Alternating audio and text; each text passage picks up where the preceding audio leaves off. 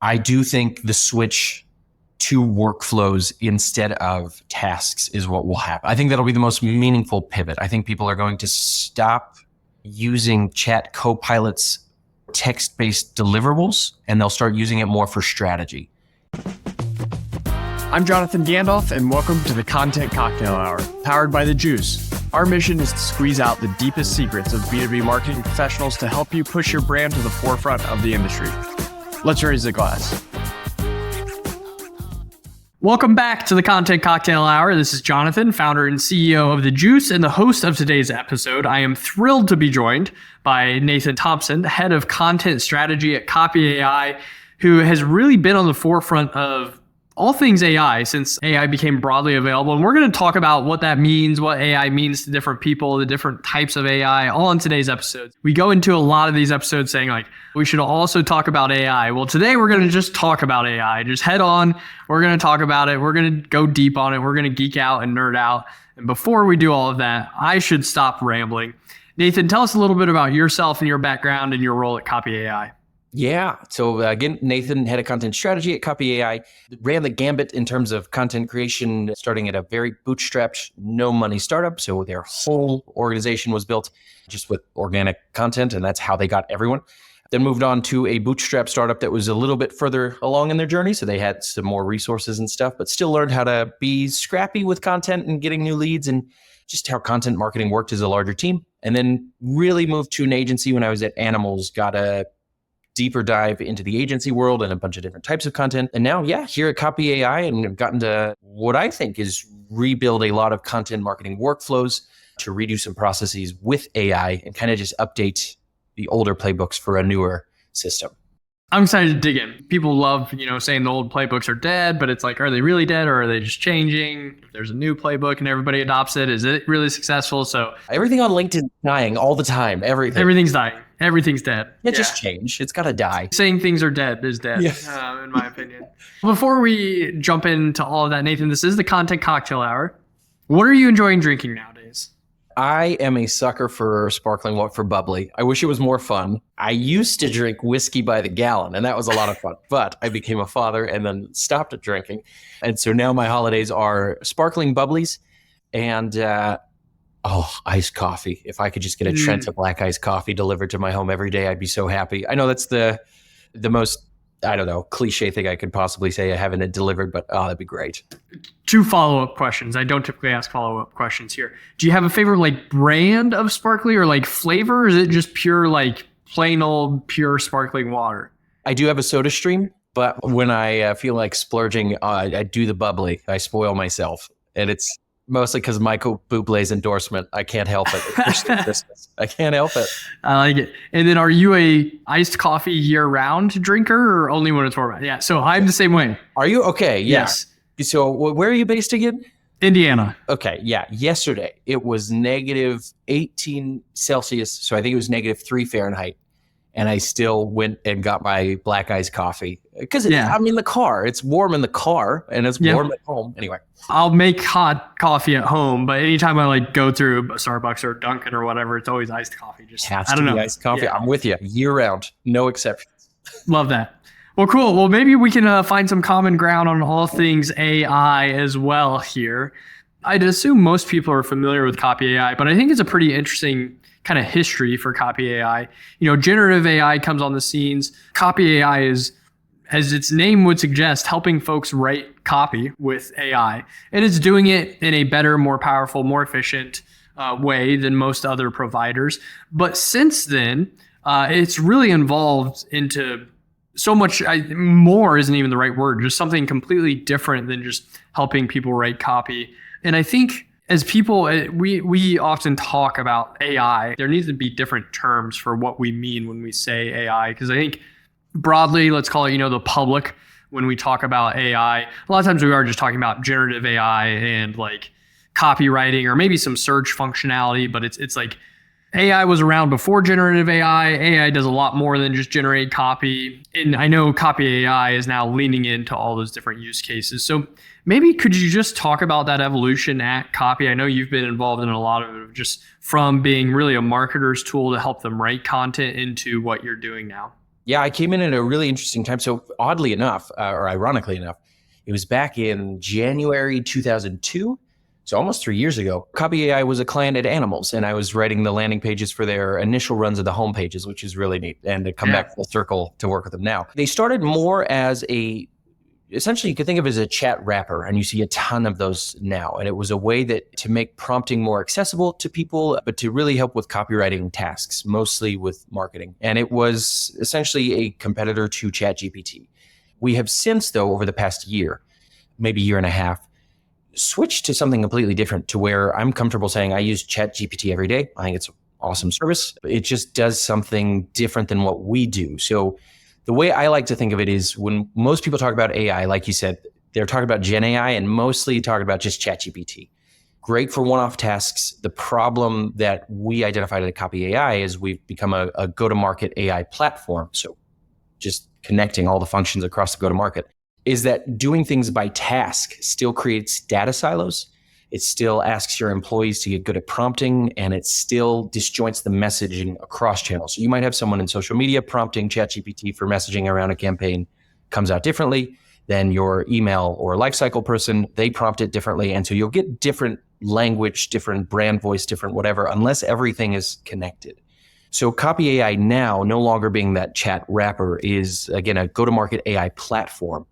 And it really does build workflows and codify your human best practices so that you can run entire, again, workflows or processes rather than just single tasks. So instead of saying like, hey, chat, write me a blog post on X, Y, or Z, and then it just kind of makes up a bunch of stuff and you get that generic output that everybody comments on.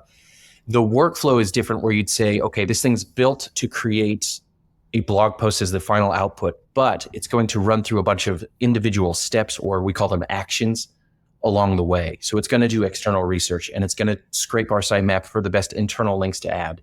And then it's going to create an SEO brief based on what's showing up in the SERPs and what information gaps there are. And then they'll give me a first draft that's about 80% of the way, and I can move on from there. But everything's so fine-tuned that once that workflow is built, I can just, instead of saying, hey, chat, give me this keyword, give me a blog post, we now have a workflow built that I can upload 10 at a time and then have 10 drafts for the week ready to edit to our editors. So just a different way of thinking about it.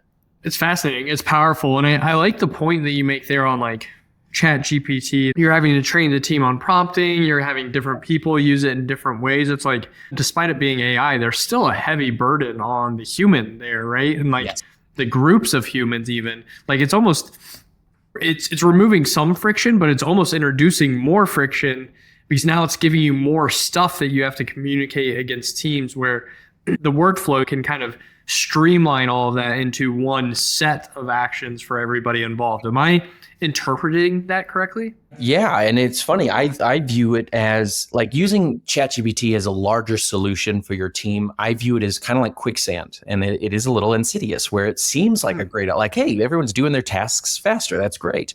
The problem is, like you said, all that data is getting siloed into different places, or as you said, it's putting a heavier burden on people. Like, I trained to be a marketer for the past decade, not to be a prompt engineer, if that makes sense. Now it's only through the past 2 years of everyday playing with prompts that I'm getting more comfortable. But I still, even after all that time, I'll go to our head of prompt engineering, Anna Bernstein, and I will ask her for advice all the time.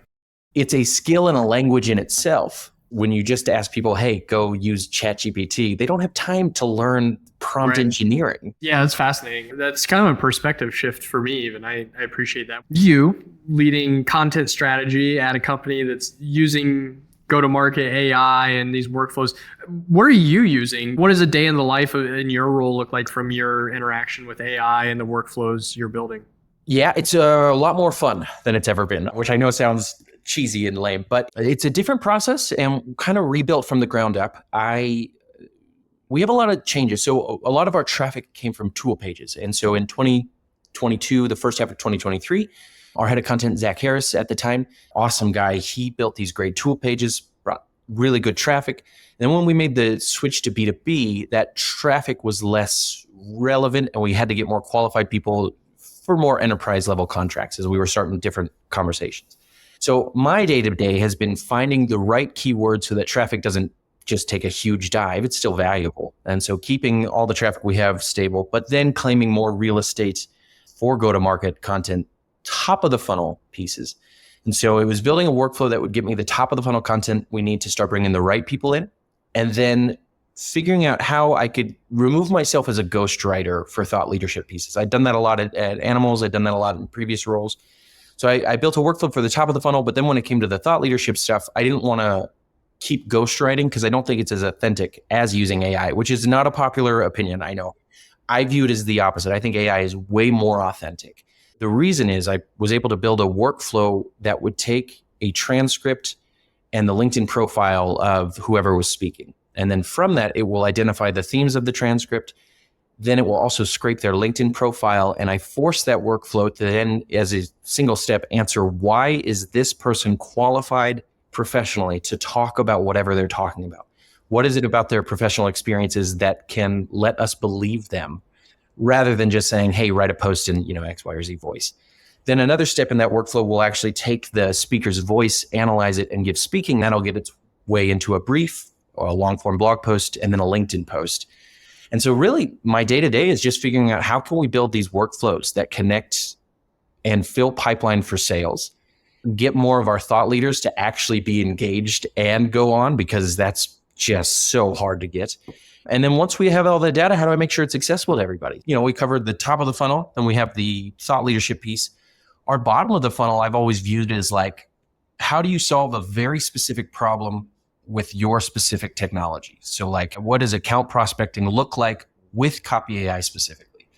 It occurred to me that all of those conversations were already happening on sales calls. And so we were able to take a marketing workflow to take the gong calls, extract what problems were being talked about, and then write a how-to guide on the other end. Those get sent to Notion, and then I can cherry pick which guides I want to use to publish on our main site. And we don't publish. We have 50 guides published. We have 9,500 of these stored in Notion. So it's not like we're just getting, copy and publish, but it's much faster, much easier. It's the exact opposite of what we were just talking about, what ChatGPT does, of it's kind of creating these like entrenched silos as each individual is using it. Now what you're doing is you're actually like taking the stereotypical silo of information that happens on a sales call, and you're actually like automatically breaking that silo down and then infusing that across the content you're doing, across what marketing is building. That's really fascinating. These workflows are actually breaking down these silos and actually better aligning sales and marketing. Is that right? I believe so. Any marketer listening to this will feel this pain. It was a couple months ago, and we picked up the content velocity, and we started really putting out more content because we trusted the workflows. We'd spent a few months building them. We were happier with them, seeing the results. And so we were comfortable upping the cadence, always a human in the loop. But in doing so, the problem was sales kept contacting me and saying, hey, what content do we have on X, Y, or Z? And then I would have to go Google and send it to them. So it occurred to me, we have in the platform itself, and again, not a tool, a really centralized platform now, we have two functions. One is called tables, and it's like a dynamic data repository. And so I took Phantom Buster, a little tool, and I scraped all of our YouTube videos, descriptions, and URLs, stored them in a table, and now all of our workflows understand that information. So later this week, I got to go put in the transcripts to give it a deeper understanding. Then we also have all of our podcast transcripts, and I put those into Infobase, and that I can give a special tag that says like podcast. So I built a workflow that scrapes our YouTube channel, scrapes our podcast transcripts, and then scrapes our sitemap. And it will show them all of the content with links, so they don't need to bug me about that anymore. So they see a form, they type in a little search query, and they get all the content back. Then we realized we could take that content finder and build that workflow into another workflow to actually create follow-up sales emails for our sales reps with recommended content depending on whatever was talked about. Send that to them directly via Slack. I've never worked this closely with sales before. Now we're talking back and forth. What's the best way to get the customer this information without bottlenecking everything all the time? And it's really cool to see as it starts to create this flywheel. I think every marketer listening, if we had $1 for every time sales asked for, hey, can we make a slide about this? And you're like, can you reference the slide I sent you last week that's about exactly that? Yes. Can you just do more jobs so I could do mine? Yeah, exactly. But you've not only broken that down, but then you mentioned you built that into something else that already exists. And like all of a sudden there's all these network effects of the data between the sales and marketing team. So incredibly powerful. This week, our CMO, Kyle Coleman, is really excited about account-based marketing and what we're able to do, not just better, but very differently than it's ever been done before. And this is one of those use cases where now sales data and marketing data can come together. And we can create these personalized landing pages. That's great, like for an account. So let's say we have the juice, we have an account with workflows that you might want. Right now, all the calls to actions are book a demo. But we really could and are going to start making all of those personalized guides and resources based on the conversation that you had on the call. And then we can look up people within the company, look up their role, figure out their most likely use cases, and send them individual personalized blog posts written to the person, like their names in the URL, their roles in there. It's going to be a wild ride in 2025, I think. You mentioned next year, like where's this all going? Like what's on the horizon that maybe most aren't even thinking about right now? I do think the switch to workflows instead of tasks is what will happen. I think that'll be the most meaningful pivot. I think people are going to stop using chat copilots, text-based deliverables, and they'll start using it more for strategy. Help me brainstorm some ideas for a campaign, help me do X, Y, or Z. But if you want LinkedIn posts, thought leadership posts, landing page copy, things like that, I think that will all get baked into workflows. Reason being, once you build it first the right way, everything comes out so connected. We were talking about a campaign in December. We have an event coming up on December 10th. Really excited about it. We talked as a team. We got on our call for 15 minutes. Who are we going to talk to? What are we going to talk about? I then take that call recording as a team, and that's all the strategy. That's all human generated. We're not leaning into AI for that. I can now take that though, take all those details into a workflow, and I can get the emails, LinkedIn post, Facebook post, tweets, outbound emails, and LinkedIn ad campaign that we need for all the webinars that we do. We always need the same types of things. I can train it with examples that have worked in the past that have gotten the most engagement, and I can start to experiment and fine tune it as we keep going. But for now, it's cool. And then all we do is like today, we talked about the campaign for December 10th, same day turnaround. By lunch, we have all the first draft of the assets the text-based assets that we need for that webinar in a Google Drive ready to get polished up. And so we hit the ground running. The biggest benefit to that, it's not just getting things done faster. I also view it as better because the messaging across all of these assets is going to be the same. It's going to talk on the same narrative. It's going to address the same calls to action. It's just going to be more connected because it's all generated in the same system. I've got some notes that I'm taking of like stuff I want to go try in our organization now. So this is all very inspirational, perhaps aspirational. What about for somebody who's at an organization who maybe isn't on the cutting edge of AI, whether it's they individually want to get started using AI in their marketing role, or maybe they need to infuse some AI energy into their organization? Where does one kind of get started with all of this? You can use ChatGPT and Airtables or Zapier or anything like that. So I don't want it to like pitch copy AI. If you are doing workflows, I will say this, I am not a tech savvy person. I have not needed to know any code or technical things to get what I want. And so what I always tell people is with pen and paper, like map out, I want X deliverable. I want X output. Okay. Start super small. I want a LinkedIn post as the output. What input do I want to give it to get that LinkedIn post? And then start to build. And once you get the LinkedIn post that you like, you give it an example or like the transcript. Just transcripts as input is so good because it gives real good guardrails for the AI to understand. So let's say you're getting started, you don't know, you want to just start very small, build a small test pilot, and then build off of it. And you'll start to get addicted at everything you can kind of build at the same time. There's things I can do, we just don't because we don't have a need for it. But like I built a workflow that would take a pain point of a customer and then it would go and find the top 5 Reddit questions, give me the link to the Reddit questions, and then give me the first draft response to those Reddit questions. And I could go through and I actually clicked through and verified, and they were all accurate links to all accurate questions.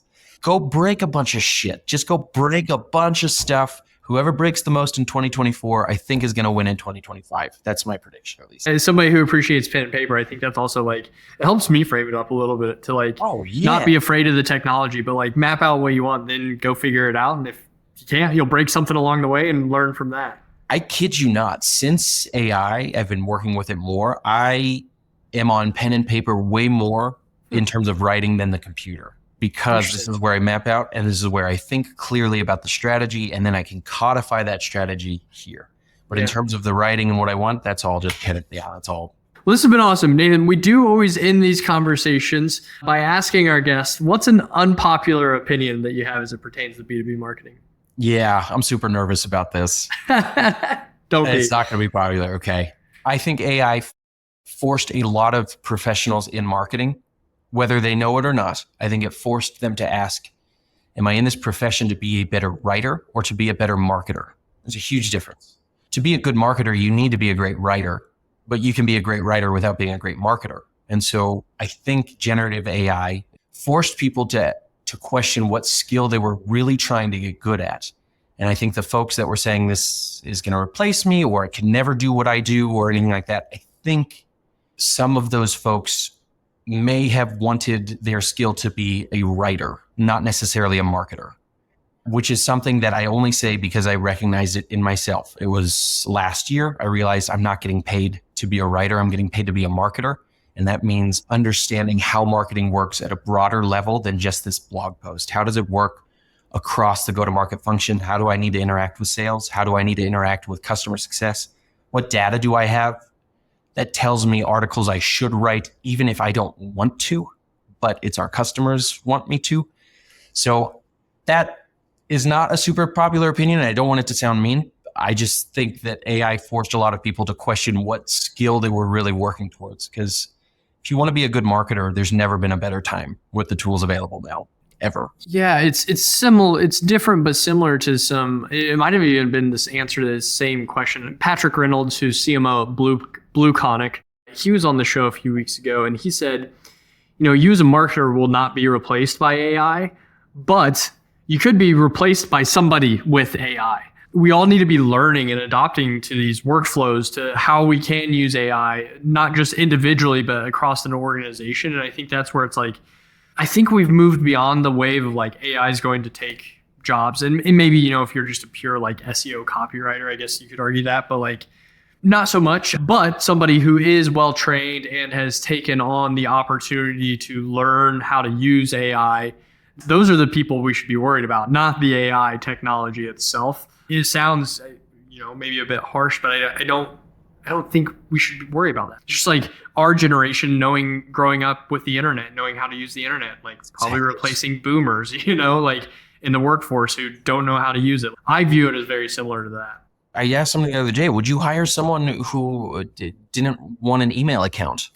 And that happened in the 90s. There were people who were like, I don't want my boss to contact me after work. I don't want that. And then it happened again with cell phones. I don't want a company telling me, this is going to text me. My boss is going to text me all that stuff. Look, fire has been used to warm homes and burn witches. And it's just a tool. It will depend on who's using it. And then I do think, though, I'm hoping we're getting past that fear of it's coming from my job. If your job is to deliver a first draft of B+ copy, and that's it, then yeah, you worry. But also, how fulfilling would that be as a person if that's your whole existence? Anyway. Well, Nathan, I appreciate all this. Like I said, I've got some inspiration here to go back and try to figure out how to build myself. If people want to learn more about Copy AI or learn more from you, what's the best way to do that? Copy AI or copy.ai is just the URL, so that's convenient. Also, you can find me on LinkedIn. Ironically, my handle is Nathan Likes Writing. So there you go. After that last answer, that is a bit ironic. I love it. Nathan, thank you so much for joining us today. I know our audience has learned a lot. I myself have learned a lot. To all of our watchers, all of our listeners, thanks for joining another episode of the Content Cocktail Hour. Until next time, cheers. Thank you so much. Thank you for joining the Content Cocktail Hour powered by The Juice. If you want to see more episodes or more resources curated for your role, join us on app.thejuicehq.com. See you next time, same place. Cheers.